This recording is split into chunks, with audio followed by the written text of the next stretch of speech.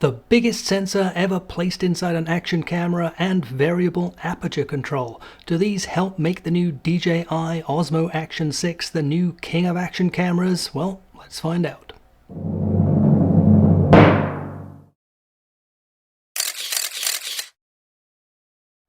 So, no more rumors, no more leaks. The worst kept secret in the action camera world is finally here, the new DJI Osmo Action 6. Now, as it turns out, not all of those rumors were accurate. There's no 8K recording, no 6K at 60 frames per second, and certainly no hot swappable batteries. But we did get two very new and exciting features, a brand new and larger sensor, and for the first time in an action camera, variable aperture. Both of which should provide significant performance improvements, although perhaps not in the areas that you would expect. More about that later on.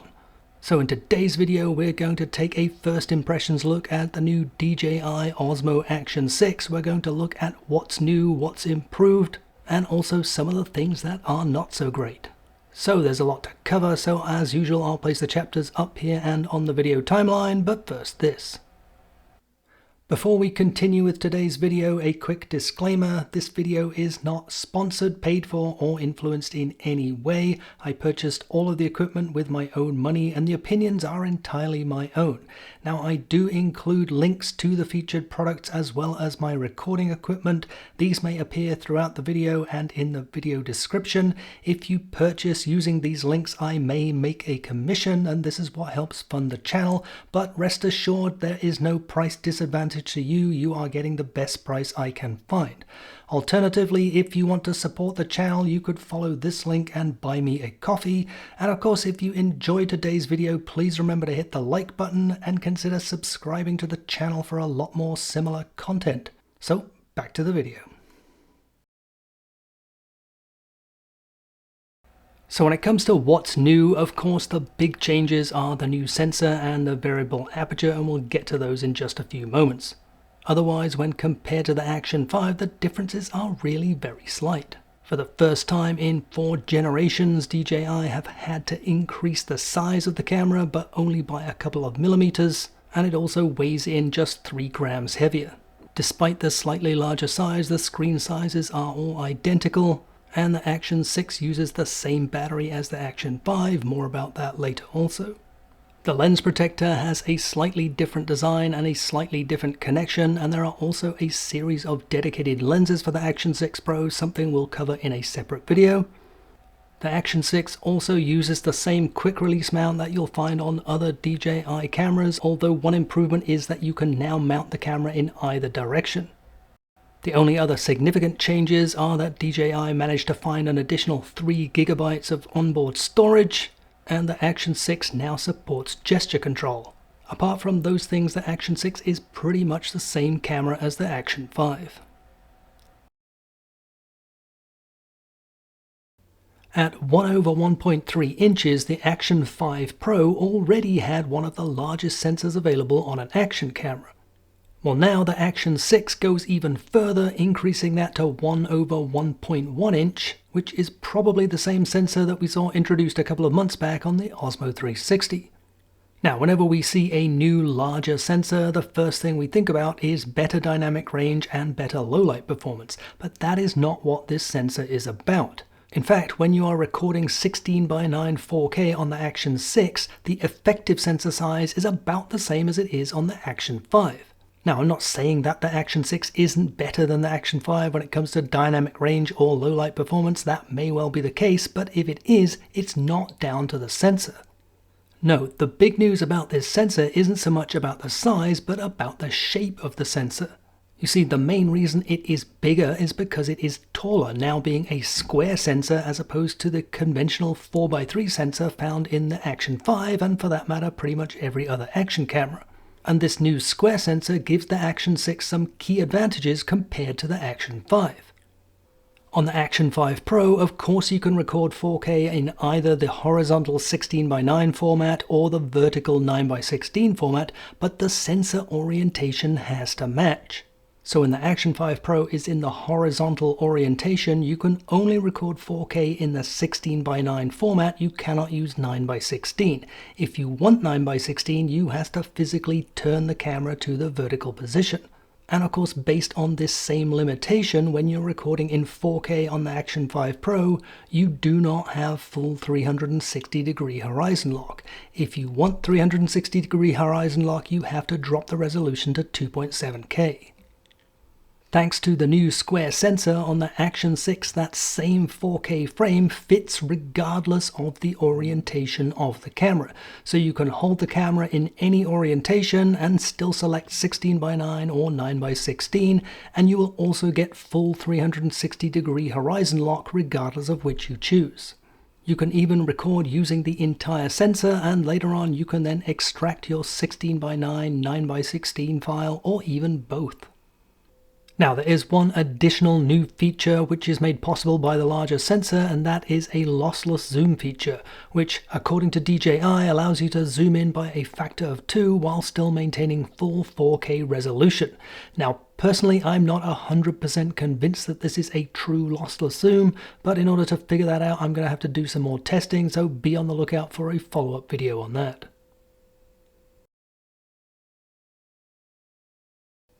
The variable aperture gives the Action 6 a couple of advantages, the most obvious of which being, of course, that it gives you more control over the amount of light hitting the sensor. Now, on all other Action cameras, the aperture is fixed. On the Action 5 Pro, it's f2.8, on the Insta360 Ace Pro 2, it's f2.6, and on the GoPro Hero 13, it's f2.5. With the Action 6, you now get to vary the aperture between f2 and f4, so it's basically one stop of light in either direction.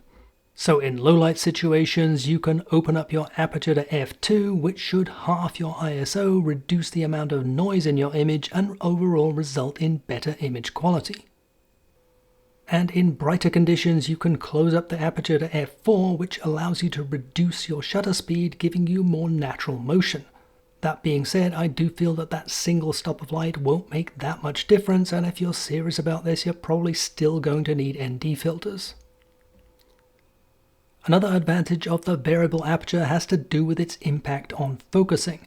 Now, photographers and videographers use variable aperture to change what's called the depth of field, which is basically the focusing range. In portrait photography, you typically want to use a very wide aperture, which creates a very shallow depth of field, so you can isolate your subject perfectly focused with the background being out of focus. On the other hand, if you select a very narrow aperture, that increases your depth of field, so more of your picture will be in focus. When it comes to action cameras, however, this is quite different because these are fixed focus cameras, which means that basically everything beyond a certain distance is in focus. So there's really no creative benefit to adjusting the depth of field. However, there is one way that the Action 6 takes advantage of this, and that is by using the narrowest aperture, f4, you can reduce the minimum focusing distance. When set to f2.8, the minimum focusing distance is 35 centimeters, but when you select f4, that distance drops to 20 centimeters.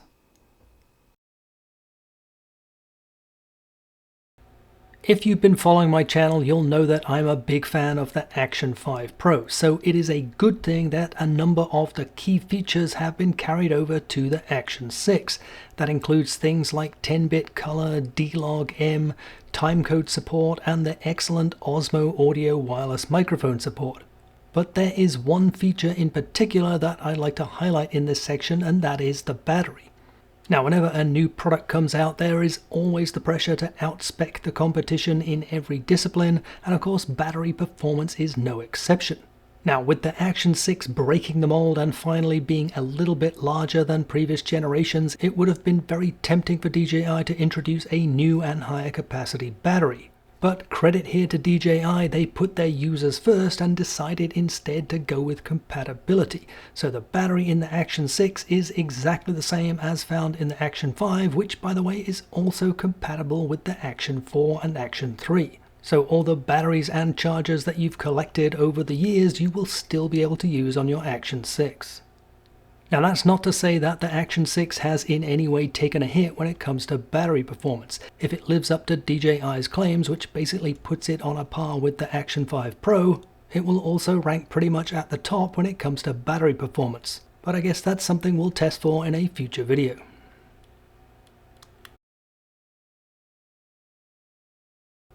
In this section, we're going to look at some of the things that are not so great on the Action 6, and in particular some of the things that could easily have been implemented but were not.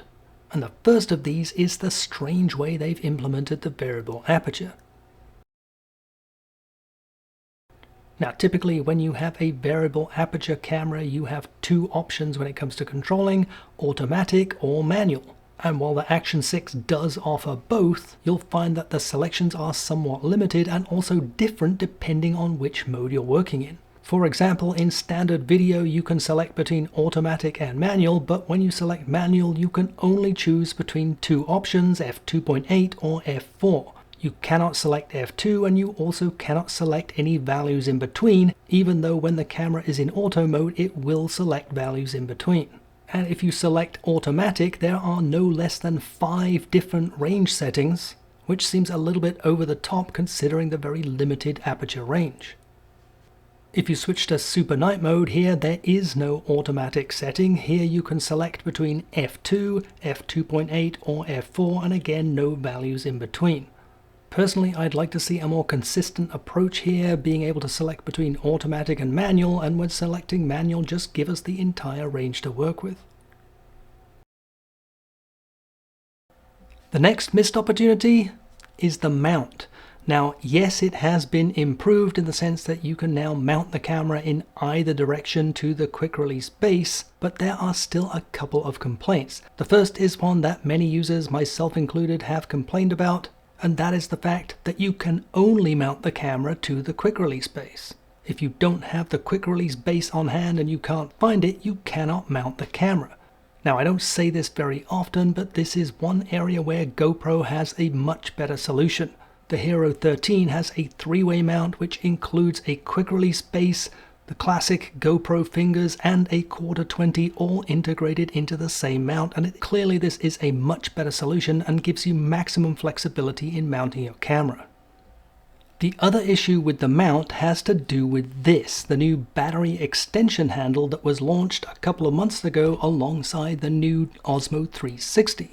Now, when I first saw this, I thought this is brilliant. Both the camera and the handle have these contacts which allow them to very easily clip together, and now the handle provides both power and remote control to your Osmo 360. And of course, I fully expected that when the Action 6 was released it would have the exact same contacts, but unfortunately this is yet another missed opportunity. And the final missed opportunity is the user interface and overall user experience. Now, the user interface on DJI cameras is pretty good and it works quite well, but it is getting a little bit old and tired at this point and could use a refresh. And secondly, where are the bells and whistles? Where are the cool new features that make using the camera easier and more fun? A couple of examples include things like the cancel record function, which is now standard on every Insta360 camera, and it was even available on the DJI Pocket 3. This is a really useful feature that I use all the time on my Pocket 3, and I simply don't understand why it hasn't made it to the Action series. Another example, again taken from Insta360, is the ability to pause and resume recordings. And these are just a couple of examples. I'm sure there are many more things they could come up with. But when it comes to the user interface and user experience, I just don't feel like we're getting anything new from DJI.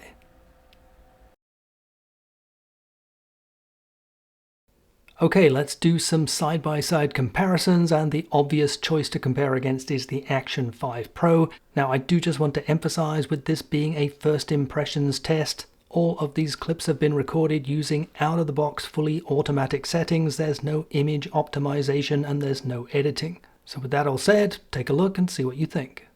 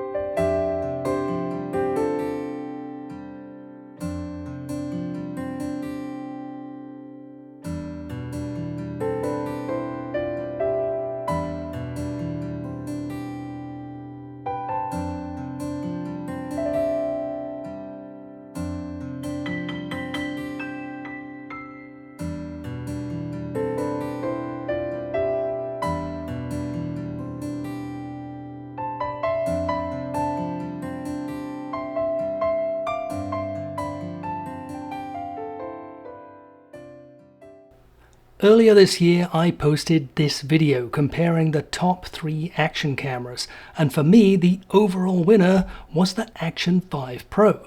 So the question now is, does the Action 6 take its crown? And the answer is, I have to say yes. It's clear that the Action 6 is every bit as good as the Action 5 Pro, and those added features, the new sensor and the variable aperture, while being somewhat limited, do give you tools to get you even better results. That all being said, I can't help feeling that the Action 6 doesn't quite live up to the hype. Don't get me wrong, it's a great camera, but I really thought that the Action 6 was going to redefine action cameras, but instead it feels a lot more like just another update. So, should you buy the Action 6? Well, firstly, if you already own the Action 5 Pro or even the Action 4, unless you really need that enhanced low-light performance or the 360-degree horizon lock in 4K, I'm really not sure it's worth upgrading. Now, if you don't already own a DJI camera, then absolutely the Action 6 is a great option, maybe even the best action camera currently on the market. But it's also worth noting that since its introduction, the Action 5 Pro and the Action 4 are now available at bargain prices. Currently, the Action 5 Pro is selling for as little as $259, a full $100 less than the Action 6, and the Action 4 is even cheaper. And let's face it, all three are excellent cameras that you won't be disappointed with. Now, it's important to point out that this is just a first impressions overview. Over the next few weeks, I plan to do a lot more testing with the Action 6, and I'll be posting videos about battery performance and overheating, memory card and storage options, and in-depth testing into some of those new features that we've been talking about, so be on the lookout for those videos also. So that wraps it up for another video. Thank you so much for watching. If you enjoyed today's video, please remember to hit that like button and consider subscribing to the channel for a lot more similar content. If you have any questions, any comments, if you want to share your experience or make suggestions for future videos, please drop those into the comments section. Otherwise, thanks again for watching.